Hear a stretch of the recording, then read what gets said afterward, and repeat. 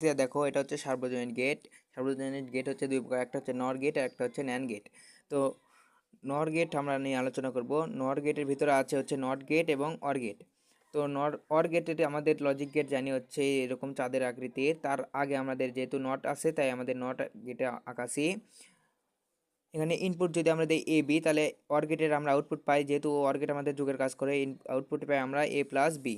আবার আমরা নটের ভিতর যদি দেই তাহলে আমরা পাই হচ্ছে এ প্লাস বি, যেহেতু নট আমাদের বিপরীত কাজ করে, যেহেতু এখানে ইনপুট আছে এ প্লাস বি তাই বিপরীত পেয়েছি এ প্লাস বি, উপরে হচ্ছে বার। তো এটা হচ্ছে নর গেটের হচ্ছে লজিক সার্কিট। আর এটা হচ্ছে বর্তনী।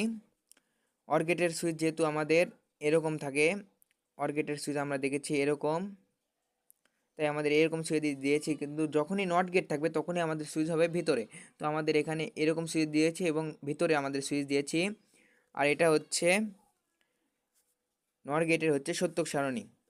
আমরা এ এবং বি দিয়েছি, যেহেতু দুইটা ইনপুট দিয়েছি আমরা চারটা ঘর দিয়েছি, 2 এর উপর 2 দিয়েছি, আমরা চারটা ঘর দিয়েছি, দুইটা শূন্য দুইটা ওয়ান দিয়েছি, একটা শূন্য একটা ওয়ান দিয়েছি এবং যোগ করেছি এবং তার উল্টাটা করেছি, মানে বিপরীত, তার নট গেট করেছি, আমাদের সত্যক সারণী নির্ণয় করেছি এবং সার্কিটটা আমরা মিলে দেখেছি ঠিক হয়েছে। এটাই হচ্ছে সার্কিট, এটা হচ্ছে সত্যক সারণী, আর এটা হচ্ছে লজিক গেট নর গেটের।